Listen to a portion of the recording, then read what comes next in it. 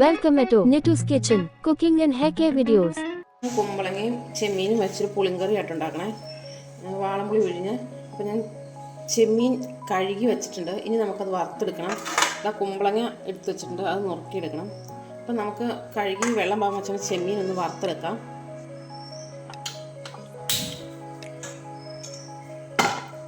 എണ്ണയൊന്നും ഒഴിക്കണ്ട കേട്ടോ, വെറുതെ വറുത്തെടുത്താൽ മതി. അത് കഴിഞ്ഞിട്ട് അതിൻ്റെ തലയും വാലും നമുക്ക് കളയണം.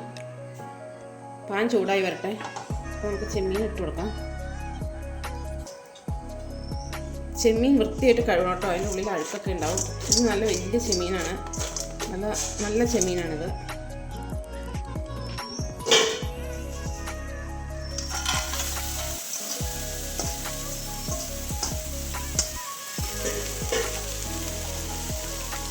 നല്ലോണം മൊരിഞ്ഞ് വരട്ടെ. അത്യാവശ്യം നല്ലോണം വറുത്ത് വരണം കേട്ടോ. എന്നിട്ട് നമുക്ക് അതിൻ്റെ തലയൊക്കെ കളയണം. നിങ്ങളുടെ നാട്ടിൽ ഇതിന് പുളിങ്കറി എന്നാണോ പറയണേ? ചെമ്മീനും കുമ്പളങ്ങയും വാളംപുളി ഒഴിച്ച് വെക്കണേ. പല നാട്ടിലും പല പേരുകളായിരിക്കുമല്ലോ.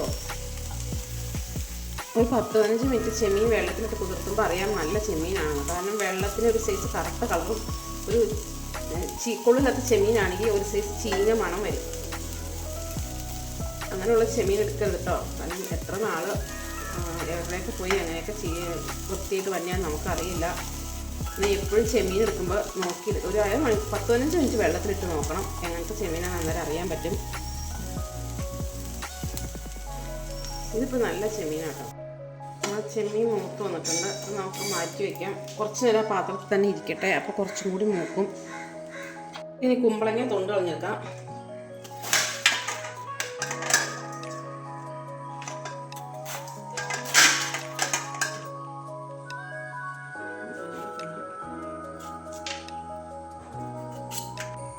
ഒരു കഷ്ണം നുറുക്കിയെടുത്തിട്ടുണ്ട്. ഇനി നമുക്ക് ചെമ്മീൻ ക്ലീൻ ചെയ്തെടുക്കാം.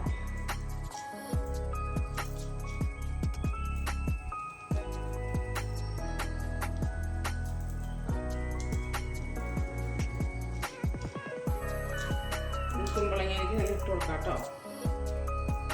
ഇതിലേക്ക് തന്നെ ഇട്ട് കൊടുക്കാം.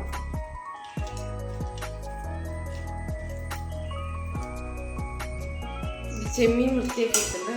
തലയിൽ കളഞ്ഞ് വൃത്തിയാക്കി ഇതിൻ്റെ കൂടെ ഇട്ടിട്ടുണ്ട്. നമുക്ക് ഇത് കുക്കറിലേക്ക് ഇട്ട് കൊടുത്ത് ഒരു വിസിൽ ഏൽപ്പിച്ചെടുക്കാം. ഇത് നമുക്ക് കുക്കറിലേക്ക് ഇട്ട് കൊടുക്കാം. കുറച്ച് മഞ്ഞൾപ്പൊടി ഇട്ട് കൊടുത്തിട്ടുണ്ട്, കുറച്ച് മുളക് പൊടി, കുറച്ച് ഉപ്പുപൊടി ഇട്ട് കൊടുക്കാം. വെള്ളം ഒഴിച്ചു കൊടുക്കാം.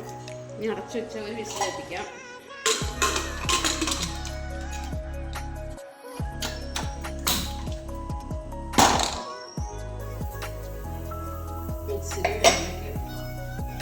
കുറച്ച് തേങ്ങ, ഒരു മുറി തേങ്ങ ഇല്ല കേട്ടോ, കുറച്ച് തേങ്ങ എടുത്ത് വെച്ചിട്ടുണ്ട്. അത് നമുക്ക് ഇട്ട് കൊടുക്കാം. കുറച്ച് ജീരകം ഇട്ട് കൊടുക്കാം. എന്നിട്ട് നന്നായിട്ട് നമുക്ക് വെണ്ണ പോലെ അരച്ചുകൊണ്ട് വരാം. വെള്ളം ഒഴിച്ചു കൊടുത്ത് നല്ലപോലെ അരയ്ക്കണം കേട്ടോ. നമുക്ക് ഈ ചട്ടിയിലേക്ക് ഇട്ട് കൊടുക്കാം.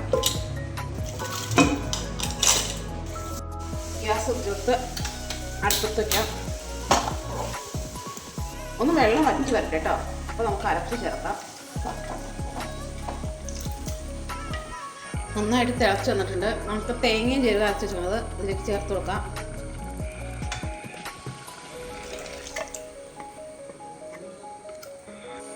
ചെറുതായിട്ടൊന്ന് തിളച്ച് വരട്ടെ. പതഞ്ഞ് പൊങ്ങിയാൽ മതി, ഒരുപാട് തിളയ്ക്കണ്ട.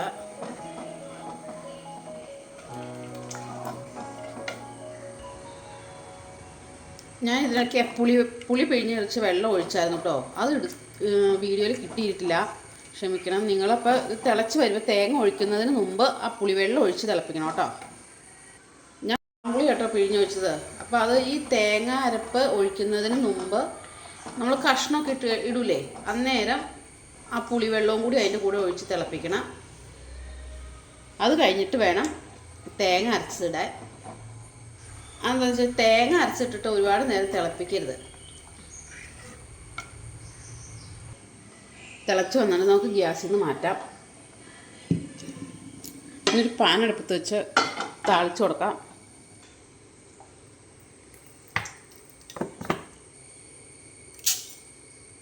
കടുക് ഇട്ട് കൊടുത്തിട്ടുണ്ട്. കുറച്ച് ഉലുവ ഇട്ട് കൊടുക്കാം. ഒരു 5 വറ്റൽമുളക് വട്ടത്തിൽ മുറിച്ചിട്ട് കൊടുക്കാം. പൊട്ടി വന്നിട്ട് നമുക്ക് അതിലേക്ക് കരിവേപ്പില ഇട്ട് കൊടുക്കാം. നമുക്ക് ഈ കറിയിലേക്ക് ഒഴിച്ചു കൊടുക്കാം. അപ്പം അങ്ങനെ നമ്മുടെ കറി ചെമ്മീൻ കുമ്പളങ്ങ കറി റെഡി ആയിട്ടുണ്ട്. അപ്പം എല്ലാവരും ഒന്ന് ഉണ്ടാക്കി നോക്കണം കേട്ടോ. എല്ലാവരും ഉണ്ടാക്കി നോക്കണം. ചാനൽ കണ്ട് ലൈക്കും സബ്സ്ക്രൈബും ഓൾ ബട്ടൺ അമർത്തണം. ഓൾ ബട്ടൺ അമർത്തിയാലാണ് ഞാനിടുന്ന എല്ലാ വീഡിയോസും കാണാൻ പറ്റുള്ളൂ. അപ്പോൾ എല്ലാവരും ഇങ്ങനെ ഉണ്ടാക്കി നോക്കണം. അടുത്ത വീഡിയോ ആയിട്ട് നാളെ വരാം. Okay, Tata, bye bye.